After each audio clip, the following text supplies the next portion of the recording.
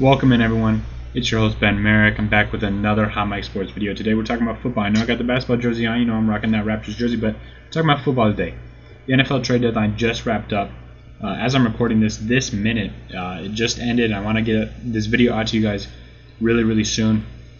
Talking about all the trades that happened, the rumored trades that didn't necessarily go through, all this sort of stuff. Should be a great video. If you like videos like these, please subscribe. I have a couple things to talk about before we get into the real video.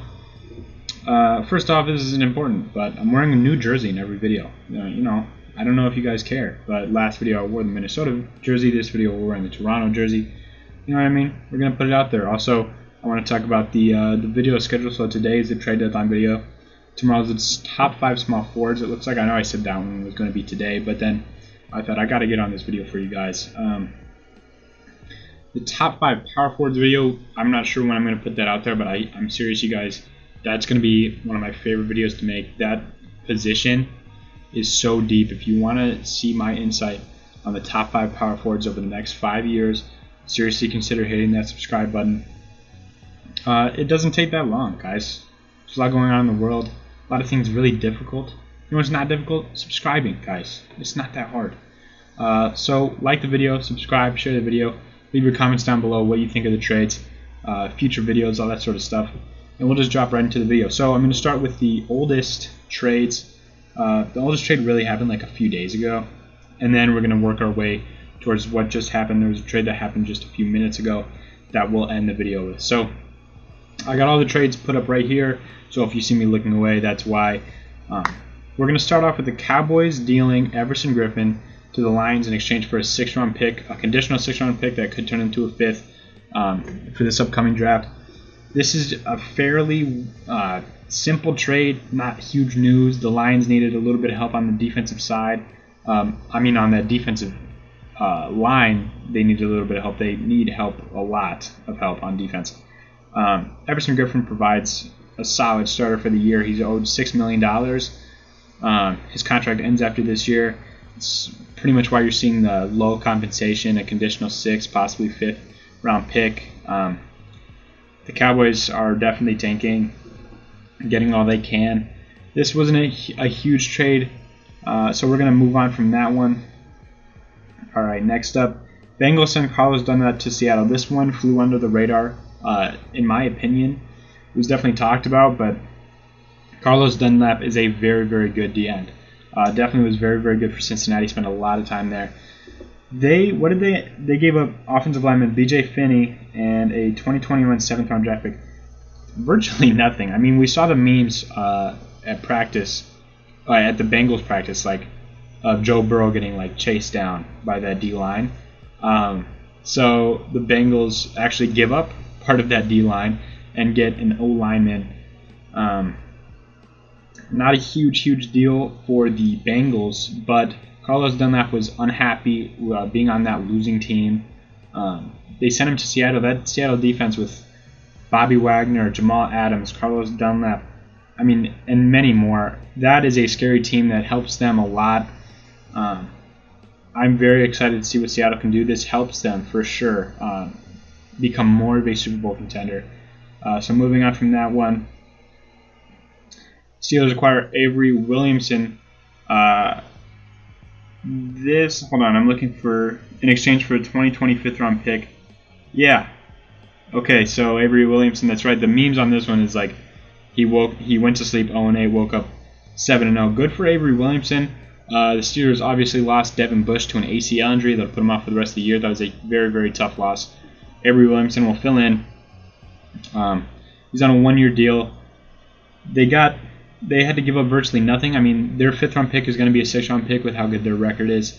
It wasn't a huge loss for the Jets. Like, they needed the pick more than they needed Williamson. Good trade for both of them. The Steelers, again, that's another trade where a contender gets better and better. Those two teams are definitely on the Super Bowl shortlist, the Steelers and the Seahawks. So moving on from that one, Saints acquire former Pro Bowl linebacker Quan Alexander from the Niners. They gave up a 5th-round pick and Kiko Alonso. Okay. This one's an interesting one. They definitely got younger, getting Kawan. They got faster, and they only had to give up a 5th-round pick and an older linebacker. This might be an L there for the 49ers. I mean, they've been hurt. Maybe they needed that pick. Maybe this is them giving up on their season. Kawan was on a 1-year deal. The Saints are trying to make the push for that division. I think this is very, very interesting, but I think the Saints win this deal. I don't think the 49ers really should have done that. I think, did they have much of a chance in that division with how good the Seahawks and the Cardinals are? And even the Rams, they didn't really have much of a chance with how hurt they are. They just got word that Kittle will be out for the year, Jimmy G will be out for the year. I mean, okay, I can see why they gave it up. They wanted that pick. But now what do you do with Kiko Alonso? You know, he's an aging linebacker. The deadline just ran out. They didn't trade him. I'm confused on why they would rather have Kiko Alonso than maybe they could have gotten like a 4th-round pick. I'm confused. But the Saints get Kwon Alexander. Good for them. This one, as a Chargers fan, hurt my heart. Desmond King got traded yesterday to the Tennessee Titans for a 5th-round pick, wasn't it? Yeah. Oh, a 6th-round pick. Okay, great. Yeah, Desmond was very unhappy. He's playing slot corner. He's the 3rd best corner on that team. He's a Pro Bowl corner, and being the 3rd on the team, it didn't help him this offseason. He had a contract situation. It wouldn't help him. He definitely wanted out. He was very mad at how many snaps he was getting. It makes sense. I mean, the Chargers just lost another one to a division opponent. It looks like they're done with their season. I mean, yeah, it makes sense to get rid of King. They're getting anything they can for him, and they got a pick here, but definitely hurts to just let Desmond King kind of walk like that. And Tennessee moves up. I mean, they just lost another game, but Tennessee gets a really, really solid corner in a passing defense that hasn't been good at all this year. That's been their weakest link. So we'll see how Desmond King affects it. I think this could really be a huge money-making move for Desmond King and the Tennessee Titans. We'll get into rumors after this whole, after I finish all the real trades that happened. This is the final one that just happened about 10 minutes ago. Dolphins send wide receiver Isaiah Ford to New England. Isaiah Ford has been really, really good this year for Miami. He hasn't got a ton of targets, but when he does, he definitely makes the most out of them. New England lost N'Keal Harry. They lost Julian Edelman. And their passing offense, regardless, has been really, really rough this year. We saw Cam Newton struggle. This is definitely good for them. They're going to have Isaiah Ford in the slot. And, well, let's see. What did the Patriots give up? 2022 7th-round pick. Yeah, virtually nothing. This is definitely just a solid trade. I mean, Isaiah Ford's a backup in Miami, and they get a pick. A meaningless pick, but it's a pick. So Isaiah Ford definitely goes to help out the wide receiver corps in New England. And moving on from that, there will be no more trades. We'll talk about the rumors.